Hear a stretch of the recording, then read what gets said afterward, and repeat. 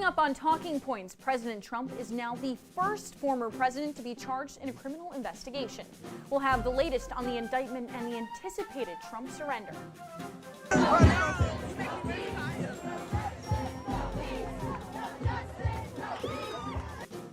Plus, protests erupting in Nashville and around Tennessee as citizens fight for tighter gun restrictions, what lawmakers are doing to address gun control. And concerns about railroad safety are happening once again after another train derailment last week. All that and more. Talking Points starts right now.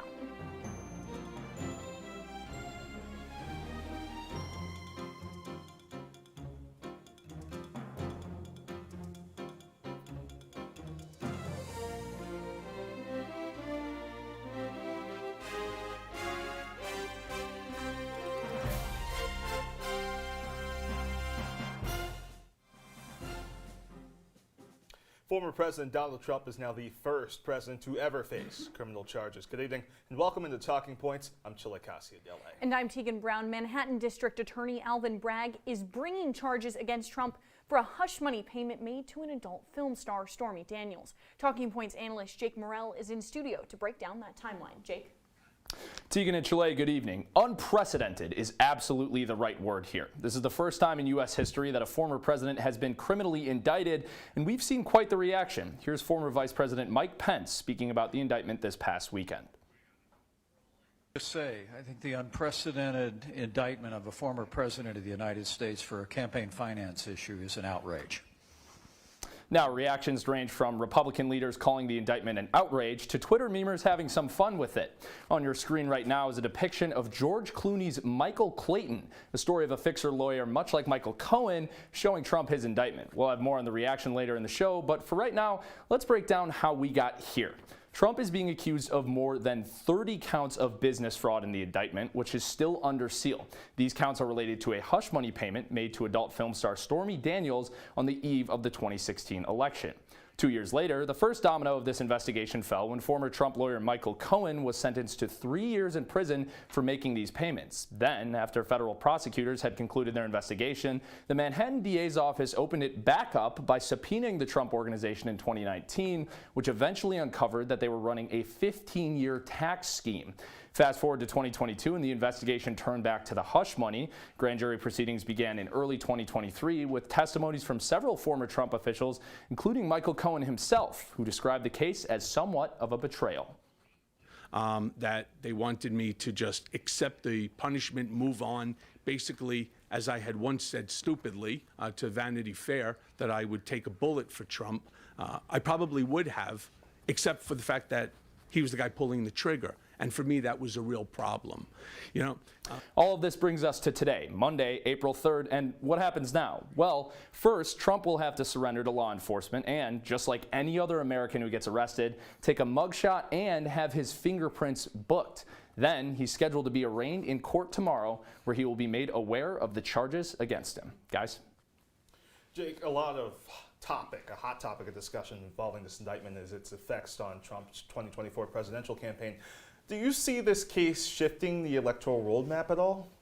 Now, Chile, me and you discussed this last week. It takes a lot to take Trump out of a race, and I also think it's important to remember that a case like this can't technically bar him from running. Section 3 of the 14th Amendment says you can't run for or hold office after inciting an insurrection, so the January 6th probe could legally bar him from running, but this hush money case can't. However, if he does get convicted, he could go to jail, and I'd imagine it'd be pretty difficult to run a presidential campaign from behind bars. I think you'd be right, Jake. And you mentioned the January 6th probe, which it almost feels like it's been forgotten, amidst this investigation right here. So what do you make of all these other pending cases? Well, Teagan, I think this could potentially be just the beginning of Trump's legal woes. He's now been officially criminally indicted for the hush money case, and he's still facing the January 6th probe, as well as the Mar-a-Lago documents case, and another case in Georgia involving election denial. So it's plausible that we could see a few more indictments in the near future. Well, we'll be watching that for sure, Jake. Thank you. And we'll continue that coverage tomorrow on News Live at 6. The Trump indictment has both Democrats and Republicans reacting, of course. Earlier today, Trump left Mar-a-Lago for his expected arraignment in New York City tomorrow. Supporters rallied together in front of Trump Tower to back him. Talking Points analyst Andrea Rose Oates joins us now. Andrea, what are people saying? Thank you, Chile and Teagan. As former President Donald Trump arrives today in New York City, many political figures are expressing their emotions on his upcoming prosecution. Starting with conservative Representative Marjorie Taylor Greene, she expressed her alliance with Trump by stating she will travel to New York City tomorrow to protest his indictment. She said, "Protesting is a constitutional right, and I am going to New York on Tuesday to protest this unprecedented abuse of our justice system and election interference." She's not the only outspoken Republican in his connection to Stormy Daniels. Ron DeSantis has made public statements regarding Trump's relationship to Stormy Daniels and the amounts of hush money given over the years. Here's what he had to say. Look, I don't know what goes into paying hush money to a porn star to secure silence over some type of alleged affair. I can't speak to that. Also, his daughter Ivanka Trump broke her silence on the matter. She protested via Instagram, quote, "I love my father and I love my country. Today I am pained for both," end quote. "I appreciate the voices across political spectrum expressing support and concern." Leading into the Democratic side, Nancy Pelosi tweeted her trust in the U.S. grand jury. She tweeted, quote, "The grand jury has acted upon the facts and the law. No one is above the law, and everyone has the right to a trial to prove innocence. Hopefully, the former president will peacefully respect the system which grants him that right," end quote. Overall, there have been reactions of celebration over his indictment from Democratic representatives. For example, Missouri Democrat Cori Bush tweeted a gif of women cheering when retweeting an official statement of his arraignment. Also, Democratic Representative Summer Lee from Pennsylvania simply responded to the news with, quote, "good," end quote. And Andy, we've talked about the reactions of politicians, specifically on social media, as you've said, but what has the reaction of the American people been, especially with the fact that Trump was the first president to be impeached twice and now the first former president to be criminally indicted? Well, Teagan, there definitely are some mixed emotions. According to a span that was produced by C-SPAN, there was a 94% agreement from the Democratic Party stating that they were in support of the indictment and the grand jury's decision. However, on the Republican side, there was a 76% disapproval rate. And that's very surprising considering that their love for Trump really will never end. And we can't wait to look forward into what this looks like in the 2024 election. Andy, thank you so much. And tomorrow is Election Day in Wisconsin, and voters will choose a new Supreme Court justice. On the ballot is Democratic-backed Milwaukee County Country Circuit Judge Janet Prozewicz, as well as Republican-backed former Wisconsin Supreme Court Justice Dan Kelly. With a conservative justice retiring, the outcome will determine which party has control of the court. Currently, it has a 4-3 conservative majority. This election is the most expensive state Supreme Court race in U.S. history. And coming up on Talking Points, protesting for tighter restrictions. Gun control advocates in Tennessee reacting to the latest mass shooting at a school in Nashville. How our lawmakers are reacting to the shooting next.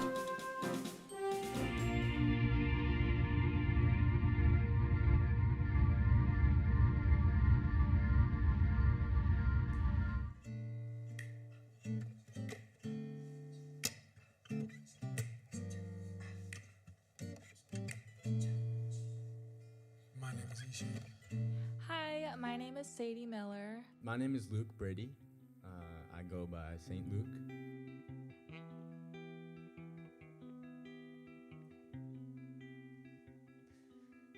So this one I started with this guitar lick.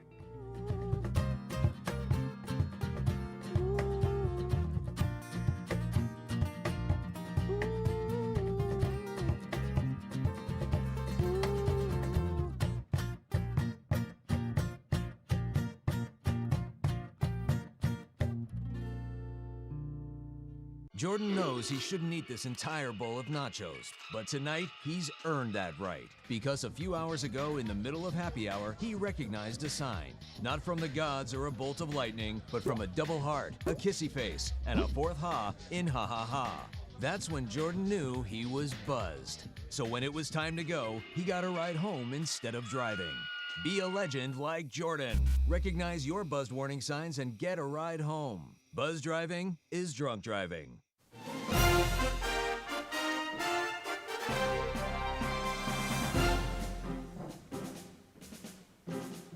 Welcome back to Talking Points. Hundreds have gathered to rally for gun control at the Tennessee state capitol after last Monday's mass shooting at Covenant School in Nashville, which left 3 9-year-olds and 3 faculty members dead. Talking Points analyst Erica Love has more on the response of locals to this tragedy. Yes, Teagan, while thousands of students walked out of classes and hundreds gathered at the Capitol, local police released graphic video footage of Monday's shooting. According to Metro Police Chief John Drake, the shooter left behind a manifesto and planned the attack for months while also studying the actions of other mass murderers. The shooter also legally purchased 7 firearms from 5 different local gun shops. Investigators say it is unclear what the motive of the shooter was, only noting that they didn't target specific victims and that they may have held resentment from previously attending the school. On Wednesday, a candlelight vigil was held in Nashville where both Democrats and Republicans offered condolences but refrained from political statements. One state official who was not there was Tennessee's Republican Governor Bill Lee, who has avoided public appearances this week and has not proposed any steps his administration might take in response to the shooting. Lee has been an advocate for less restrictive gun laws along with greater school security. However, Republican Lieutenant Governor Randy McNally called for securing windows in school buildings, adding magnetic locks to doors, modernizing camera systems, and increasing armed guards. On a national level, while many Americans expect this conversation to be about laws around gun control, it has quickly switched to a debate about the shooter's identity as a transgender man. The shooter explained their pronouns through social media, even stating that he would like to be identified as Aiden Hale instead of Audrey Hale, but a few local and national officials are making arguments about how this relates to the shooting on Monday. Let's take a look at comments made by former President Donald Trump on an interview on Wednesday regarding the shooter. He made comments connecting the shooting in Nashville to hormone therapy and said the quote, "The anger was caused," end quote. And he also said over Twitter that he quoted that he banned transgender people from serving in the military because the amount of drugs they have to take is so incredible, end quote. Trump is not alone in using this rhetoric, as representatives like Marjorie Taylor Greene have also speculated on Twitter that hormone therapy may have played a role. While this is the 7th mass shooting in Tennessee, there have been more than 130 mass shootings in the U.S. this year as of Sunday, according to the Gun Violence Archive. And Erica, what we're hearing is that teachers at Covenant were trained for an active shooter being on campus just 14 months ago. Can you tell us a little bit about how different it was in real life versus that simulation for these teachers? Yes, for most of the teachers, they said that the day of, on Monday, most of the shooting they thought was local construction. The first shots they thought was local construction in the building. They said during the training that the blanks that they used didn't really sound like what actually happened in real life. Erica, big conversation we've always had as a nation after things like this. We talk about gun control legislation, but what changes besides that legislation are being suggested by activist groups? Well, it's hard to talk about it because it is very early on in the process of making these decisions, but the biggest push from activist groups has been, training teachers, recognizing and acknowledging threats early on. And the biggest thing is submitting large budgets ahead of time for safety precautions, like having security guards that are live and at the property and at those doors instead of simply just having locked doors. A conversation we keep having as a country, indeed. Erica, thank you so much. It keeps happening. Trains carrying goods and flammable substances derailing off our tracks. Montana over the weekend, Minnesota last week. It has many wondering about the state of our infrastructure. So let's bring in Luke Welch to chat about these increased concerns. Luke, let's hone in on that Minnesota crash. What have the implications of the crash been like? Are there any major effects we're seeing to the environment or the safety of citizens here? Well, fortunately with the crash, there were no casualties involved, but a statement was released about the air and water in the town of Raymond, Minnesota, saying that it is safe, but some citizens are skeptical of that, saying that a similar statement was made a month ago in East Palestine, saying when there was evident water contamination still present. So public officials have said that the railroads have been cleared. However, the soil digging process has been started and they want to get that done as quickly as possible due to the farms surrounding the crash site supplying for crops to Minneapolis, which is just 100 miles west of the crash site. Although this was just a short time of 4 days ago, I think it's clear to say that this crash had less of an environmental impact, fortunately, than the one in East Palestine a month ago. And Luke, Chile mentioned a couple of these derailments we've seen over the past, the past weekend, the past month. Should Americans who either travel by train or even Americans who live near railroad tracks, should they be concerned about their safety? Well, yes and no. Although these catastrophic events are popping up left and right, public officials are hard at work to pass legislation to ensure transportation safety. The Secretary of Transportation, Pete Buttigieg, released a statement in an interview regarding the future of American infrastructure, and he's saying not to worry. Let's take a listen. So the reason that we're pushing so hard on railroad safety is to make sure there are fewer of these incidents. The reason that there are fewer than there used to be in the past is regulation and enforcement, but there's still far too many, and this happens more often than I think most Americans realize. So breaking down what Secretary Buttigieg had to say there, train derailments are happening more often than many Americans think. It's actually on average 3 times a day in America. He would later state in the interview that these derailments have decreased over the past few decades, which is true. In the last decade alone, they've decreased 25%. But in that same time span, fatalities regarding the incident have increased 25%. So in order to ensure American safety, I think passing this Railway Safety Act would be the best bet. And you're definitely hearing about it more, right? We talk about East Palestine, we talk about what happened in Montana, Minnesota. You know, if you just want to talk about generally the kind of disasters we're seeing in Philadelphia, lots of people concerned after latex went into the water last week as well. But on the note of that bill, do you believe that this crash has further pushed the envelope to Congress people to get it finalized, to get it passed so that we see fewer incidents going forward? Absolutely. I'd say Congress members, if it's even possible, are even more motivated to get legislation out there to ensure train regulations and safety. Senator Amy Klobuchar from Michigan released a statement. She said, "While I am glad that residents are back in their homes, this derailment underscores once again why we must pass federal rail safety legislation. It is time to put in place higher rail safety standards, more accountability for violations, and better rail infrastructure." So her fellow senators, Tina Smith, joined Democrats and Republicans to collaborate across the aisle to pass this legislation. Luke Welch, thank you so much. And coming up on Talking Points, Finland is the newest country to join NATO. We'll have more on how this could impact their political relationships and Russia's reaction to the announcement.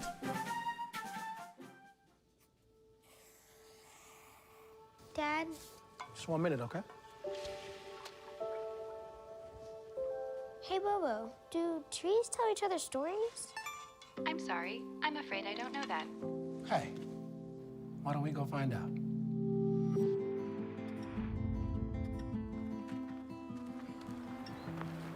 Listen. Do clouds take naps? I couldn't tell you.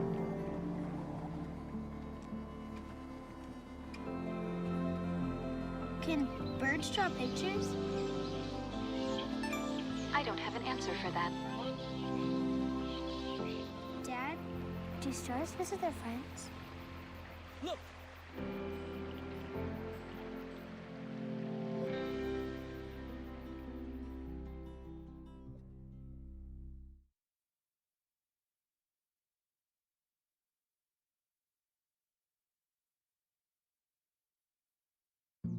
Jason, let's go see your room.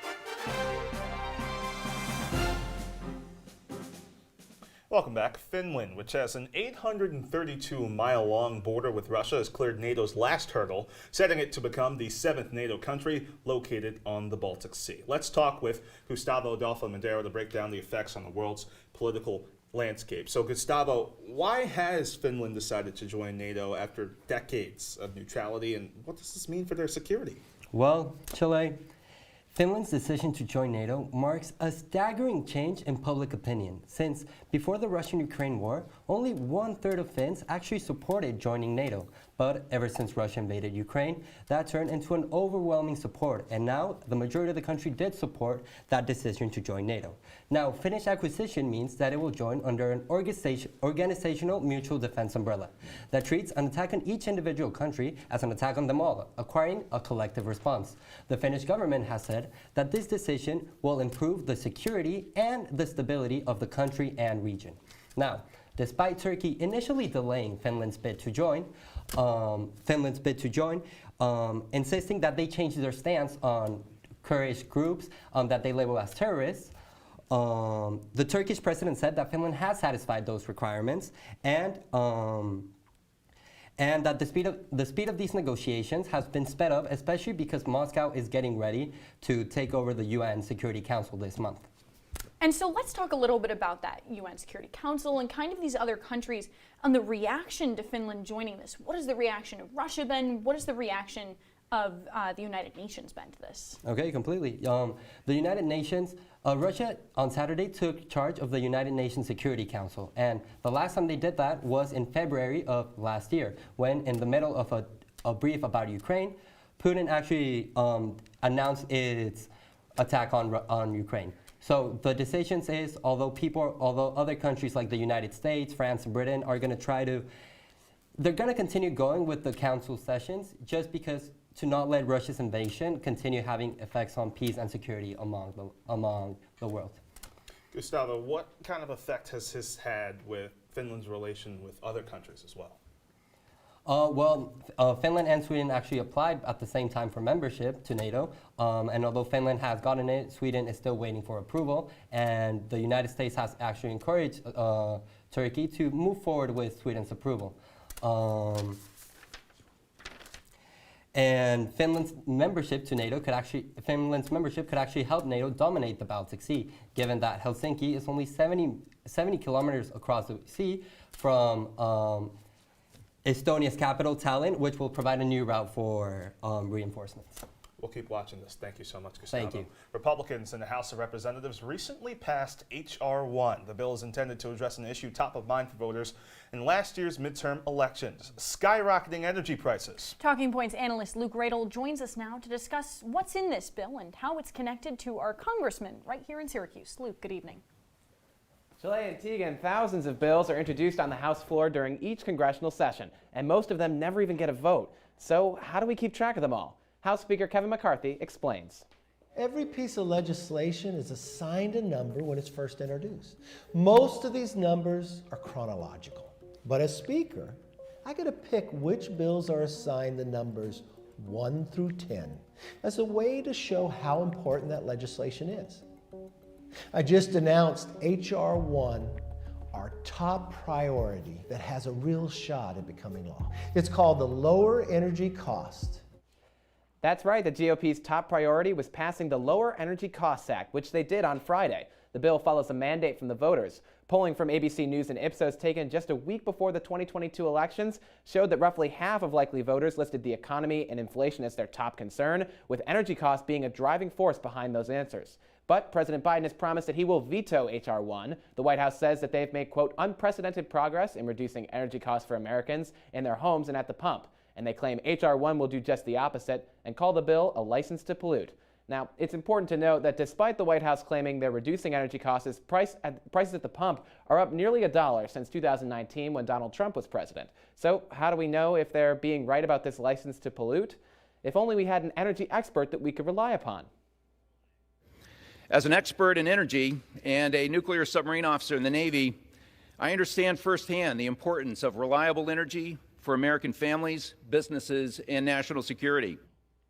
Yes, our congressman right here in Syracuse, Brandon Williams, frequently mentions his energy expertise, and he strongly supported the passage of H.R. 1. The congressman wrote in his newsletter to constituents, the Williams Weekly Wrap-Up, that the bill increases American energy production. He also says it lowers global emissions, strengthens national security, and, as promised in the name, reduces energy costs. Williams also points out that New Yorkers pay 51% more for electricity than the national average, and he blames this on state lawmakers who he says blocked at least 3 pipeline projects due to progressive policies. In a committee hearing he chaired on March 23rd, Congressman Williams said the number of pipelines in the state is like this. We are challenged in our state of New York on pipelines. I'm thankful for what we have and wish that we had more. Now, many Democrats in New York and elsewhere have opposed new oil and gas pipeline projects, citing climate concerns. But as two Republican members of the Conservative Climate Caucus explained in an op-ed to the Washington Examiner, quote, in part, we cannot build a clean energy future that is reliant on minerals produced by countries with human rights violations like China and without regard for any environmental standards. The point? Republicans are proposing solutions to a top concern for voters, skyrocketing energy costs. And as an energy expert, our Congressman Brandon Williams is able to lead the charge in that conversation. While Senate Democrats may not sign on to the entire House bill in its current form, I'd keep an eye out for bipartisan energy policy making its way to the president's desk soon. After all, opposing a bill called the Lower Energy Costs Act isn't a great talking point for an expected Biden re-election campaign. Chile and Teagan, back to you guys. Luke, thank you. Coming up on Talking Points, there is a new member in the race for the 2024 GOP primary election. We'll break down the field after the break.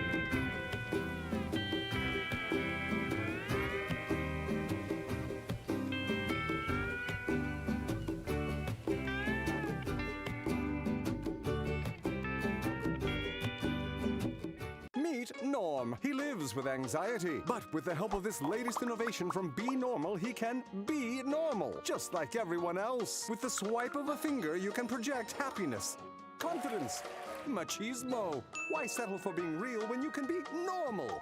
The Normal Maker, new from Be Normal. This item doesn't really work because there's no such thing as normal. We're all different. What we like, how our brains work. In fact, 1 in 5 of us live with mental illness. Don't filter who you are. Start by talking to someone you trust. And remember, there is no norm.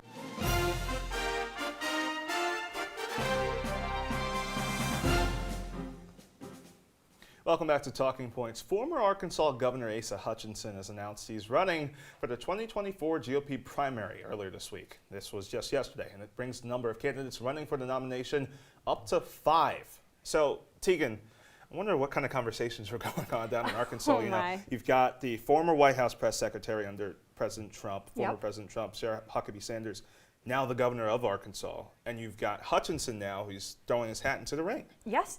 I mean, listen, Hutchinson said in a statement she doesn't want Trump to win. And, we've seen a number of Republicans kind of speak out against Trump running, but we've also seen a lot of support behind him, even among these investigations, which we've talked about earlier in the show. Yeah, and I believe he had a little bit of a rationale as to why he's throwing his hat into the ring. That was on ABC News this week, yesterday. And the reason, as I've traveled the country for 6 months, I hear people talk about the leadership of our country, and I'm convinced that people want leaders that appeal to the best of America and not simply appeal to our worst instincts. Yeah, definitely a reason that we've kind of heard from other candidates as well, or at least other Republicans talking about, why they want to run or why they want to see somebody else run that's not Trump. Yeah, and I think this is something I talked with Jake Morrell about last week when we kind of discussed the field and how it kind of looks like.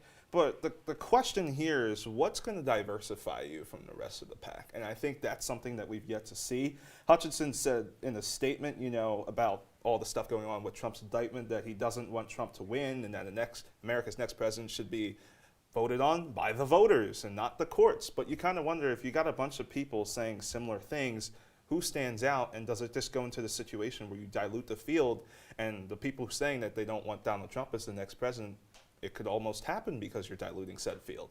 And I mean, it could, you know, especially if some of these names don't throw their ring into the hat. I think the biggest name that people have talked about right now is Ron DeSantis. He hasn't made any kind of formal announcement. He hasn't even really alluded to it at all. And, you know, in most of the polls that they're, you know, talking to these Republicans and these conservatives about who they want in office, the majority of them is Trump. And in second place is Ron DeSantis. Yeah, and you haven't seen DeSantis yet. I'm no doubt in my mind eventually he's going to throw himself into the ring, but we'll continue to watch that for you. And that's all the time we have for you on this episode of Talking Points. I'm Teagan Brown. And I'm Chilekasi, Adele. Don't forget, No Pulp Special, breaking down the national championship. Go Huskies. That's in a little over 30 minutes. Until then, good day.